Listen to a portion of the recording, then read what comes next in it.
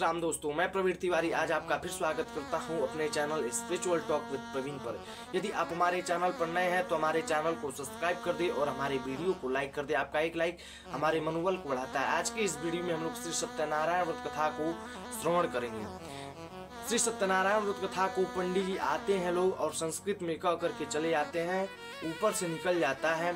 इसलिए मैंने निर्णय लिया कि श्री सत्यनारायण व्रत कथा को मैं हिंदी में अपने चैनल पर सुनाऊंगा और समझाऊंगा। श्री सत्यनारायण व्रत कथा क्या है, व्रत कथा को कैसे करें, व्रत कथा की विधि क्या है, इन सभी बातों को, इन सभी कथा को हम लोग श्रवण करेंगे। चलिए बिना देरी किए भगवान की मंगलमयी कथा को, अमृतमय कथा को श्रवण करते हैं। एक समय की बात है, नैमिषारण्य तीर्थ में सौनक आदि 88,000 ऋषियों ने श्री सूत जी से पूछा कि हे प्रभु, इस कलयुग में वेद विद्या रहित मनुष्यों को प्रभु की भक्ति किस प्रकार मिल सकती है तथा उनका उद्धार कैसे होगा। हे मुनि श्रेष्ठ, कोई ऐसा तप बताइए जिससे थोड़े समय में ही पुण्य मिले और मनवांचित फल भी मिल जाए। इस प्रकार की कथा सुनने के लिए हम इच्छा रखते हैं और ललायित हैं। सर्वशास्त्रों के ज्ञाता श्री सूत जी महाराज बोलते हैं, हे वैष्णव में पूज्य, आप सभी ने प्राणियों के हित की बात पूछी है, इसलिए मैं एक ऐसे श्रेष्ठ व्रत को आप लोगों से बताऊंगा जिसे नारद जी ने लक्ष्मी नारायण जी से पूछा था और लक्ष्मीपति ने मुनिश्रेष्ठ नारद जी से जैसा कहा था, आप सबको मैं वैसा ही बताऊंगा। आप सब इसे ध्यान से सुनिए, सावधान हो करके सुनिए। एक समय की बात है, योगी राज नारद जी दूसरों के हित की इच्छा के लिए अनेकों लोकों में घूमते हुए मृत्यु लोक में आ पहुँचे। यहाँ उन्होंने अनेक योनियों में जन्मे प्रायः सभी मनुष्यों को अपने कर्मों द्वारा अनेकों दुखों से पीड़ित देखा। उनका दुख देख नारद जी सोचने लगे कि कैसा यत्न किया जाए कि जिससे करने से निश्चित रूप से मानव के दुखों का अंत हो जाए। इसी विचार पर मनन करते हुए वह विष्णु लोक में गए। वहाँ वह देवों के ईश श्री नारायण की स्तुति करने लगे, जिनके हाथों में शंख चक्र गदा पद्म थे, गले में वरमाला पहने हुए थे। स्तुति करते हुए श्री नारद जी बोलते हैं कि हे भगवान, आप अत्यंत शक्ति से संपन्न हैं, मन तथा वाणी भी आपको नहीं पा सकती है। आपका आदि मध्य तथा अंत नहीं है। निर्गुण स्वरूप सृष्टि के कारण भक्तों के दुख को दूर करने वाले हैं। आपको मेरा नमस्कार है। नारद जी की स्तुति सुन विष्णु भगवान बोले, हे मुनि श्रेष्ठ, आपके मन में क्या बात है? आप किस काम के लिए पधारे हैं, उसे निसंकोच कहो। इस पर नारद मुनि बोले कि मृत्युलोक में मैं अनेक योनियों में जन्मे मनुष्य अपने कर्मों के द्वारा अनेक दुखों से दुखी हो रहे हैं। हे नाथ, आप मुझ पर दया रखते हैं तो बताइए कि वो मनुष्य थोड़े प्रयास से ही अपने दुखों से कैसे छुटकारा पा सकते हैं। श्री हरि जी बोलते हैं, हे नारद, मनुष्यों की भलाई के लिए तुमने बहुत ही अच्छी बात पूछी है। जिसके करने से मनुष्य मुंह से छूट जाता है, वह बात मैं तुमसे कहता हूँ, उसे तुम सुनो। स्वर्ग लोक में व मृत्यु लोक में दोनों एक दुर्लभ उत्तम व्रत है जो पुण्य देने वाला है। आज प्रेमवश होकर मैं उसे तुमसे कहता हूँ। श्री सत्यनारायण भगवान का यह व्रत अच्छी तरह विधान पूर्वक करके मनुष्य तुरंत ही यहाँ सुख भोग कर मरने पर मोक्ष पाता है। श्री हरि के वचन सुन नारद जी बोले कि उस व्रत का क्या फल है, उस व्रत का क्या नाम है और उसका विधान क्या है, यह व्रत किसने किया था, इस व्रत को किस दिन करना चाहिए, सभी कुछ विस्तार से बताएं प्रभु। नारद जी की बात सुनकर श्री हरि बोले, दुख व शोक को दूर करने वाला यह सभी स्थानों पर विजय दिलाने वाला है। मानव को भक्ति व श्रद्धा के साथ शाम को श्री सत्यनारायण की पूजा धर्मपरायण होकर ब्राह्मणों व बंधुओं के साथ करनी चाहिए। भक्ति भाव से ही नैवेद्य, केले का फल, घी, दूध और गेहूं का आटा सवाया ले। गेहूं के स्थान पर साठी का आटा शक्कर तथा गुड़ लेकर वह सभी भक्षण योग्य पदार्थों को मिलाकर भगवान का भोग लगाएं। ब्राह्मणों सहित बंधु बांधवों को भी भोजन कराएं।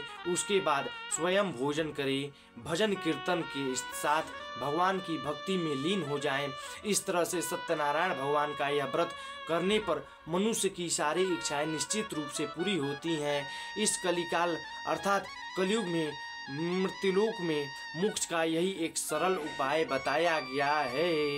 श्री सत्यनारायण व्रत कथा का यह पहला अध्याय संपूर्ण होता है। प्रेम से बोलिए श्री सत्यनारायण जी महाराज की जय।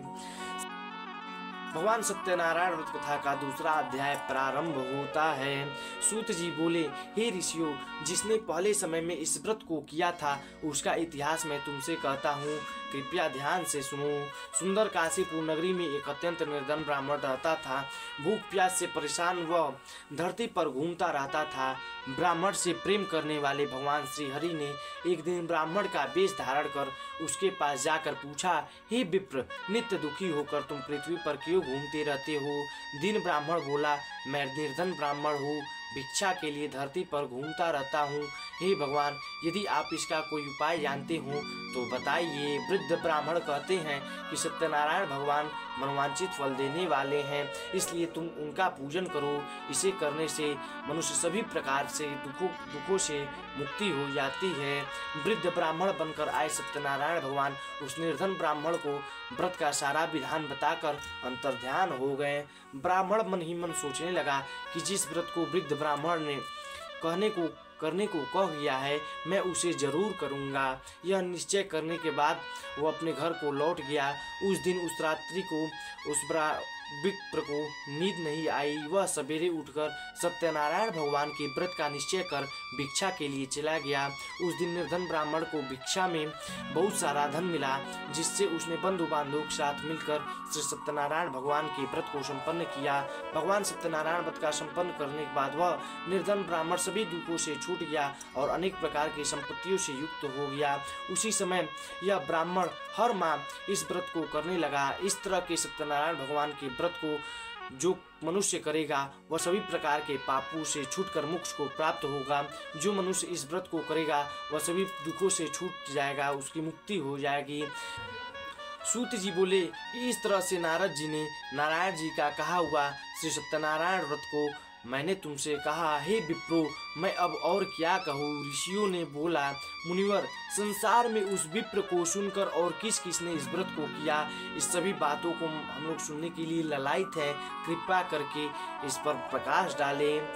सूत जी बोले, हे मुनियों, जिस जिसने इस व्रत को किया वे सब सुनो।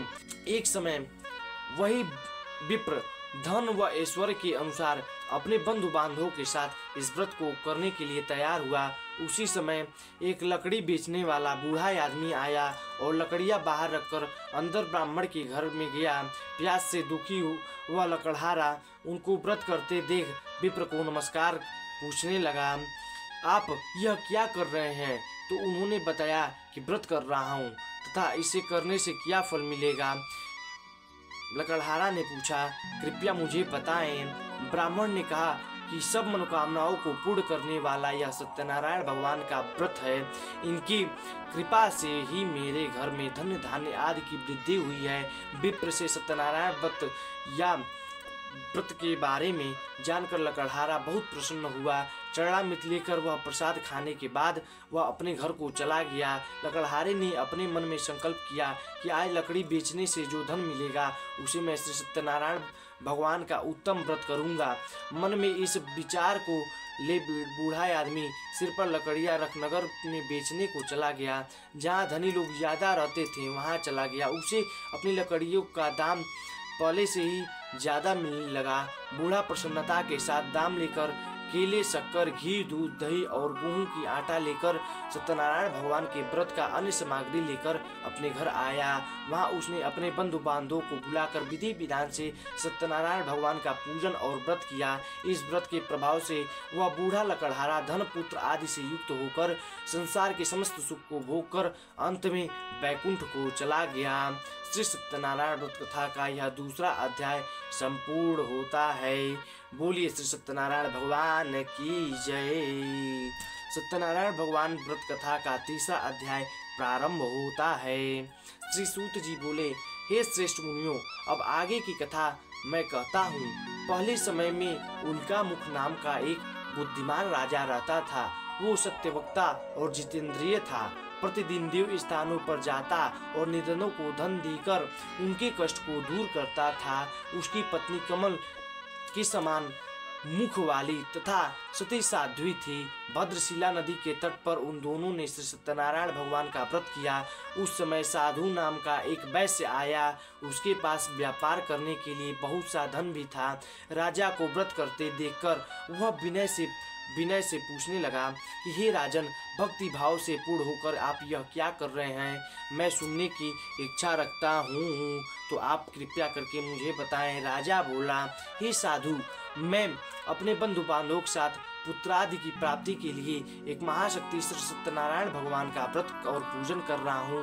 राजा का वचन सुन साधु आदर से बोला, हे राजन, मुझे इस व्रत का सारा विधान कहिए। आपके कथानुसार मैं भी इस व्रत को करूंगा। मेरी भी कोई संतान नहीं है और इस व्रत को करने से निश्चित रूप से मुझे संतान की प्राप्ति होगी, इसमें कोई संशय नहीं है। राजा से व्रत का सारा विधान सुन व्यापार से निवृत्त होकर वह अपने घर को गया। साधु वैश्य ने अपनी पत्नी को संतान देने वाले इस व्रत का वर्णन कह सुनाया और कहा कि जब मेरी संतान होगी तब मैं इस व्रत को करूंगा। साधु नामक वैश्य ने इस तरह के वचन अपनी पत्नी लीलावती से कहने के लिए कहा। एक दिन लीलावती पति के साथ आनंदित होकर संसारिक धर्म में प्रवृत्त होकर सत्यनारायण भगवान की कृपा से गर्भवती हो गई। 10वें महीने में उसके गर्भ से एक सुंदर कन्या का जन्म हुआ। दिनों दिन वह ऐसे बढ़ने लगी कि शुक्ल पक्ष की चंद्रमा बढ़ता है। माता पिता ने अपने कन्या का नाम कलावती रखा। एक दिन लीलावती ने मीठे शब्दों में अपने पति को याद दिलाया और कहा कि आपने सत्यनारायण भगवान के जिस व्रत को करने का संकल्प किया था उसे करने का समय आ गया है, आप इस व्रत को करिए। साधु बोला कि हे प्रिय, इस व्रत को मैं उसके विवाह पर करूंगा। इस प्रकार अपनी पत्नी को आश्वासन देकर वह नगर को चला गया। कलावती पिता के घर में रह वृद्धि को प्राप्त हो गई। साधु ने एक बार नगर में अपनी कन्या को सखियों के साथ देखा तो तुरंत ही दूत को बुलाया और कहा कि मेरी कन्या की योग्य वर देख कर आओ। साधु की बात सुनकर दूत कंचन नगर में पहुंचा और वहां देखभाल कर लड़की सुयोग्य बड़े पुत्र को ले आया। सुयोग्य लड़के को देखकर साधु ने बंधु बांधवों को बुलाकर अपनी पुत्री का विवाह कर दिया।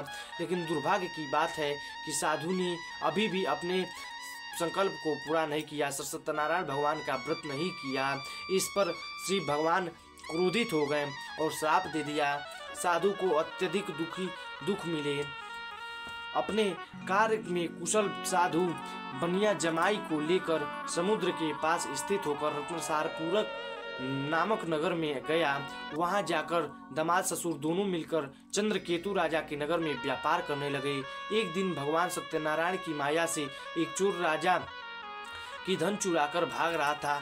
उसने राजा के सिपाहियों को अपना पीछा करते देख चुराया हुआ धन वह वहां रख दिया जहां साधु ने अपने जमाई के साथ ठहरा हुआ था।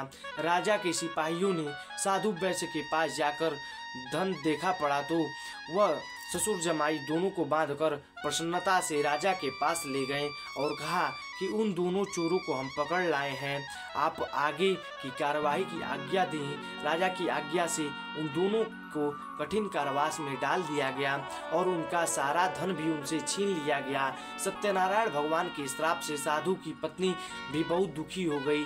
घर में धन रखा था उसे चोर चुरा ले गए। शारीरिक तथा मानसिक पीड़ा व भूख प्यास से अति दुखी होकर अन्न की चिंता में कलावती ब्राह्मण के घर गई। वहां उसने सत्यनारायण भगवान का व्रत होते देखा। फिर कथा भी सुनी। वहां प्रसाद ग्रहण किया। वह रात को घर वापिस आई। माता की कलावती से पूछने पर वह पुत्री, अब तक तुम कहाँ थी? तेरे मन में क्या है? कलावती ने अपनी माता से कहा, हे माता, मैंने एक ब्राह्मण के घर श्री सत्यनारायण भगवान के व्रत को देखा। कन्या के वचन सुन लीलावती भगवान के पूजन की तैयारी करने लगी। लीलावती ने परिवार व बंधु बांधवों के साथ सत्यनारायण भगवान का पूजन किया और उनसे वर मांगी कि मेरे पति तथा जमाई शीघ्र घर आ जाएं। साथ ही यह भी प्रार्थना की कि हम सबका अपराध क्षमा करें। श्री सत्यनारायण भगवान इस व्रत से संतुष्ट हो गए और राजा चंद्रकेतु को सपने में दर्शन देकर कहा, ये राजन, तुम उन दोनों वैश्यों को छोड़ दो और तुम उनका जो भी धन लिए थे उसे वापस कर दो।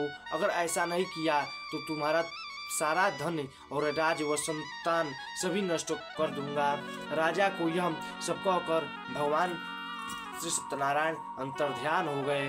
प्रातः काल सभा में राजा अपना सपना सुनाया, फिर बोले कि बड़े पुत्रों को कैद से मुक्त कर सभा में ले आओ। दोनों आते ही राजा को प्रणाम किया। राजा मीठी वाणी में बोले कि हे महानुभावों, महावैश्य, ऐसा कठिन दुख मैं तुम्हें प्राप्त किया, लेकिन अब तुम्हें ऐसा कोई भय नहीं। ऐसा कहकर राजा ने उन दोनों के लिए नए वस्त्र आभूषण भी पहनाए। जितना धन लिया था उससे दुगुना धन वापिस कर दिया। दोनों वैसे अपने घर को चल दिए। श्री सत्यनारायण व्रत कथा को तीसरा अध्याय पूरा होता है। बोलिए श्री सत्यनारायण भगवान की जय। श्री सत्यनारायण भगवान की व्रत कथा का चौथा अध्याय प्रारंभ होता है। श्री सूत जी बोलते हैं, वैश्य ने मंगलाचार कर अपनी यात्रा आरंभ की और अपने नगर की ओर चल दिए। उनके थोड़ी दूर जाने पर एक दंडी वेशधारी श्री सत्यनारायण ने उनसे पूछा कि हे साधु, तेरी नाव में क्या है? अभिवाड़ी बड़ी खंसता हुआ बोला, हे दंडी, आप क्यों पूछते हो? क्या धन लेने की इच्छा है? मेरी नाव में तो बेल व पत्ते भरे हुए हैं। वैश्य के कठोर वचन सुन भगवान श्री सत्यनारायण बोलते हैं, तुम्हारा वचन सत्य हो। दंडी के ऐसे वचन वहां से कुछ दूर चले गए। कुछ दूर जाकर समुद्र के किनारे बैठ गए।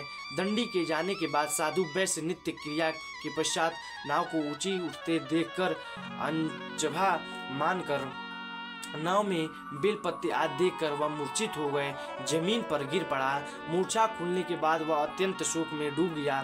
तब उसका दामाद बोला कि आप शोक न मनाएं, यह दंडी का शाप है, इसलिए हमें उनकी शरण में जाना चाहिए, तभी हमारी मनोकामना पूर्ण होगी।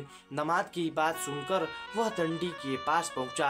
अत्यंत भक्ति भाव से नमस्कार करते हुए बोला, मैंने आपसे जो बोला असत्य वचन को कहे थे, इसलिए आप उन वचन को झूठ बना दें और मुझे क्षमा कर दें। ऐसा कहकर महान शोकातुर होकर रोने लगा। तब दंडी भगवान बोले, हे बड़े पुत्र, मेरी आज्ञा से बार बार तुम्हें दुख प्राप्त हुआ है, तू मेरी पूजा से विमुख हुआ।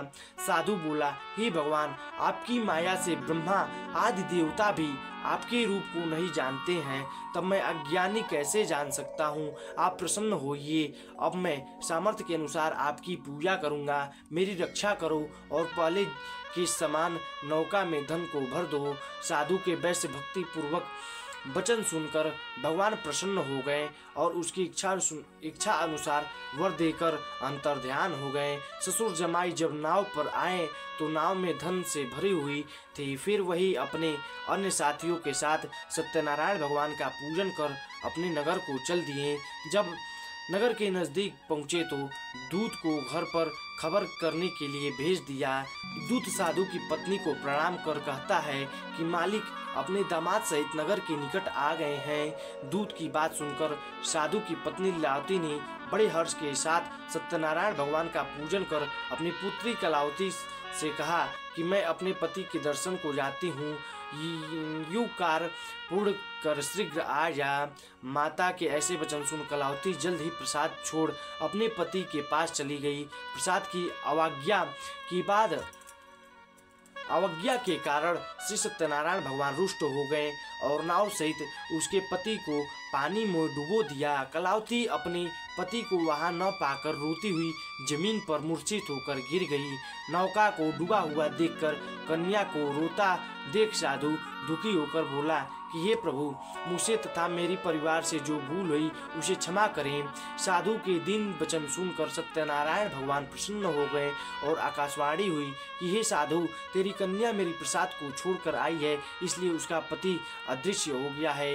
यदि तू वह घर जाकर प्रसाद खाकर लौटती है तो इसका पति अवश्य ही मिलेगा। ऐसी वक्त आकाशवाणी सुन कलावती घर पर पहुंचकर प्रसाद को खाती है और फिर आकर अपने पति के दर्शन करती है।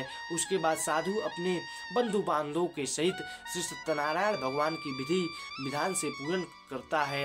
इस लोक का सुख भोग वह अंत में स्वर्ग को जाता है। श्री सत्यनारायण भगवान का व्रत कथा यह 4वां अध्याय संपूर्ण होता है। प्रेम से बोली श्री सत्यनारायण जी महाराज की जय। वृंदावन बिहारी लाल जी महाराज की जय। अब श्री सत्यनारायण व्रत कथा का 5वां अध्याय शुरू होता है। श्री सूत जी बोलते हैं, हे ऋषियों, मैं और भी एक कथा सुनाता हूँ, उसे भी तुम लोग ध्यान पूर्वक सुनो। प्रजा पालन में लीन तुंगध्वज नामक एक राजा था। उसने भी भगवान का प्रसाद का त्याग कर बहुत ही दुख का सामना किया। एक बार वन में जाकर वन्य पशुओं को मारकर वह पेड़ के नीचे आया। वहाँ उसने ग्वाल बालों के भक्ति भाव से अपने बंधु बांधवों सहित सत्यनारायण भगवान का पूजन करते देखा। अभिमानवश राजा ने उन्हें देखकर पूछा कि पूजा स्थान में नहीं गया और ना ही उसने भगवान को नमस्कार किया। ग्वालों ने राजा को प्रसाद दिया, लेकिन उसने वह प्रसाद नहीं खाया और प्रसाद को वही छोड़ दिया। वह अपने नगर को जब वह नगर में पहुंचा तो वहां सब कुछ तहस नहस हुआ पाया तो वह शीघ्र ही समझ गया कि यह सब भगवान ने ही किया है।